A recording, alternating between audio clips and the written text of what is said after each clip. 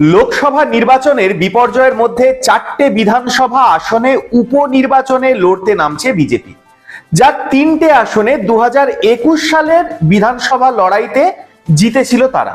এখন দেখার এই সদ্য সমাপ্ত লোকসভা ভোটে পরাজয়ের রেশ কাটিয়ে তারা কি ওই 3টে আসন ধরে রাখতে পারবে। এই টেনশনের মাঝে শুভেন্দু অধিকারীও ঘুরে এলেন দিল্লি থেকে। কি পরিকল্পনা চলছে পশ্চিমবঙ্গের গেরুয়া শিবিরের, সব বলবো এই গুরুত্বপূর্ণ প্রতিবেদন শেষ অবধি দেখুন। আমি দীপেন্দু, দ্য নিউজ বাংলায় আপনাদের স্বাগত জানাই। যে বিধানসভাগুলো নিয়ে আলোচনা চলছে ঘটনাচক্রে, লোকসভা ভোটে ওই আসনগুলোতে স্বস্তিজনক ভোটে এগিয়ে রয়েছে বিজেপি, কিন্তু ইতিহাস অন্য কথা বলছে। ইতিহাস বলছে উপনির্বাচনে সাধারণত শাসক দলই এগিয়ে থাকে, যদিও এই সম্প্রতি সাগরদিঘিতে তার ব্যতিক্রম দেখা গিয়েছিল। নির্বাচনে কখন কার আসন কার দখলে চলে যায় কিচ্ছু বোঝা যায় না। এই তো মাস কয়েক আগেই জেতা আসন ধূপগুড়ি উপনির্বাচনে হেরেছে বিজেপি। তারপরে বিজেপি থেকে তৃণমূলে যাওয়া 3 বিধায়ক ইস্তফাও দিয়েছেন, ফলে বিজেপির আসন সংখ্যা এখন 71। সেটা কম করে 74 করাটাই এখন বিজেপি এবং বিরোধী দলনেতা শুভেন্দু অধিকারীর কাছে বিরাট চ্যালেঞ্জ। প্রসঙ্গত, দলের আরো 3 জন বিধায়ক এখনো কিন্তু তৃণমূল শিবিরে, যদিও এই উপনির্বাচনকে আদৌ চ্যালেঞ্জ বলে মনে করছেন না দলের রাজ্য সভাপতি তথা কেন্দ্রীয় মন্ত্রী সুকান্ত মজুমদার। তার কথায়, যেভাবে ভোট হওয়া উচিত তেমন হলে 3টে আসনেই আমাদের জয় নিশ্চিত। মানিকতলাতেও আমরা লড়াই দেব, কিন্তু অতীত অভিজ্ঞতায় তো স্বাভাবিক ভোট হওয়ার কোনো নজিরই নেই। পরপর 6 জন বিধায়ক তৃণমূলে চলে যাওয়ায় বিধানসভায় বিজেপির শক্তি কমে গিয়ে কিন্তু এখন 68 হয়ে গেছে।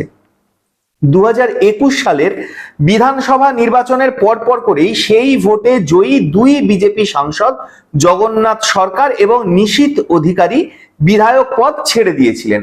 অল্প কিছুদিনের ব্যবধানে তাদের শান্তিপুর ও দিনহাটা আসনে বিজেপি বিপুল ভোটে হারে তৃণমূলের কাছে। আবার সাগরদিঘি উপনির্বাচনে জিতেছিলেন বাম কংগ্রেসের সমর্থিত প্রার্থী বায়রন বিশ্বাস, তিনিও কিন্তু পরে তৃণমূলে চলে গেছেন। বিধানসভা ভোটে বিজেপির টিকিটে জিতলেও রায়গঞ্জের কৃষ্ণ কল্যাণী, রানাঘাট দক্ষিণের মুকুটমণি অধিকারী এবং বাগদার বিশ্বজিৎ দাস তৃণমূলে যোগ দেন। 3 জনই একই বছর লোকসভা নির্বাচনে তৃণমূল প্রার্থী হন বিধায়ক পদ ছেড়ে। যদিও 3 জনই হেরে গেছেন, কিন্তু তাদের খালি 3টে বিধানসভা কেন্দ্রে উপনির্বাচন হচ্ছে। আর মানিকতলা কেন্দ্রের ভোট হচ্ছে তৃণমূল বিধায়ক সাধন পাণ্ডের মৃত্যুর কারণে। সুকান্ত যে সম্ভাবনা ও লড়াইয়ের কথা বলেছেন তার কারণ অঙ্ক। রায়গঞ্জ, রানাঘাট এবং বনগাঁ এই 3টে কেন্দ্রে লোকসভা আসনে জিতেছে বিজেপি। ওই 3 আসনের অন্তর্গত রায়গঞ্জ, রানাঘাট দক্ষিণ এবং বাগদা বিধানসভা এলাকায় ভালো ব্যবধানে কিন্তু এগিয়ে রয়েছে পদ্মশিবির। মানিকতলাতেও 2021 সালের তুলনায় 2024 সালে ভোট প্রাপ্তি বেড়েছে। এই 3টে আসনের মধ্যে বাগদায় তৃণমূল দিয়েছে চমক। সেখানে তৃণমূলের প্রার্থী দলের রাজ্যসভার সাংসদ মমতাবালা ঠাকুরের কন্যা মধুপর্ণা ঠাকুর। মতুয়া সম্প্রদায়ের ভরকেন্দ্র ঠাকুরবাড়ির মেয়ের হয়ে মূল লড়াই অবশ্য করবেন তৃণমূলের সাংগঠনিক বনগাঁ জেলার সভাপতি বিশ্বজিৎই। অন্যদিকে বাগদায় বিজেপি প্রার্থী করেছে সাংসদ তথা কেন্দ্রীয় মন্ত্রী শান্তনু ঠাকুরের ঘনিষ্ঠ বিনয় বিশ্বাসকে, ফলে লড়াই কিন্তু শান্তনুরই। বাকি 2 জেতা আসনেও বিজেপি সংশ্লিষ্ট লোকসভার সাংসদদের ঘনিষ্ঠদেরই প্রার্থী করেছে। রানাঘাট দক্ষিণে প্রার্থী সাংসদ জগন্নাথের অনুগামী হিসাবে পরিচিত মনোজ বিশ্বাস, রায়গঞ্জে সাংসদ কার্তিক পালের ঘনিষ্ঠ মানস ঘোষ। এইরকম 3 জনই ভোট রাজনীতিতে কিন্তু নতুন, ফলে 3টে আসনেই প্রার্থীদের জেতানোর মূল লড়াই কিন্তু সাংসদদেরই। তবে কলকাতার মানিকতলায় বিজেপি নতুন মুখ খোঁজেনি।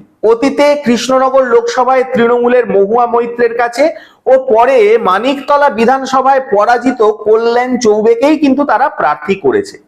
প্রাক্তন ফুটবলার প্লাস এখন ভারতীয় ফুটবল ফেডারেশনের সভাপতি কল্যাণের প্রতিপক্ষ সেই সাধন পাণ্ডের স্ত্রী সুপ্তি পাণ্ডে। এই আসনে জয় নিয়ে তৃণমূল এক প্রকারে নিশ্চিত রয়েছে, কিন্তু কল্যাণ আশাবাদী হতে পারেন ভোটের অঙ্ক নিয়ে। কারণ 2011 সালে ওই আসনে কল্যাণ পেয়েছিলেন 47,000-এর মতো ভোট। লোকসভা ভোটে তা বেড়ে হয়েছে 63,000-এর বেশি। তবে মানিকতলা যে লোকসভা কেন্দ্রের অন্তর্গত সেখানে কিন্তু জিতেছে তৃণমূল। আবার এটাও ঠিক যে শহরাঞ্চলে তৃণমূলের ভোট হার কিন্তু সামগ্রিকভাবে কমেছে। 10ই জুলাই ভোট গ্রহণ, গণনা 13ই জুলাই। সেই দিন জানা যাবে বিধানসভায় কতটা শক্তি ফেরাতে পারে বিজেপি। বোঝা যাবে বিরোধী দলনেতা শুভেন্দু বিধানসভায় তার শক্তি একই রাখতে পারলেন নাকি তা কমে গেল অনেকটা।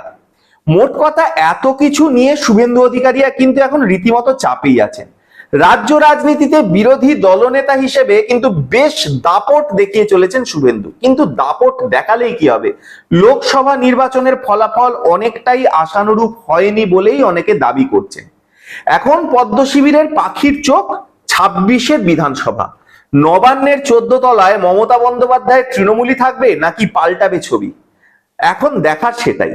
আপনারা কি বলেন? আপনাদের মূল্যবান এবং গুরুত্বপূর্ণ মতামত জানান দ্য নিউজ বাংলার কমেন্ট সেকশনে। আর দেখতে থাকুন দ্য নিউজ বাংলা। বাংলা রাজনীতির এই ধরনের কোনো ঘটনাই আমরা চেপে রাখতে দেব না।